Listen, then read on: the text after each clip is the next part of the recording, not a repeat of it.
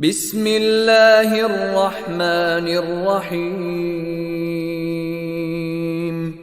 اقرأ باسم ربك الذي خلق خلق الإنسان من علق اقرأ وربك الأكرم الذي علم بالقلم علم الإنسان ما لم يعلم كلا إن الإنسان ليطغى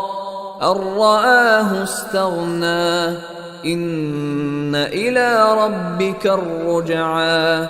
أرأيت الذي ينهى عبدا إذا صلى أرأيت إن كان على الهدى أو أمر بالتقوى أرأيت إن كذب وتولى ألم يعلم بأن الله يرى كلا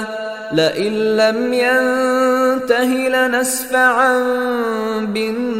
بالناصية ناصية كاذبة خاطئة فليدع ناديه سندع الزبانية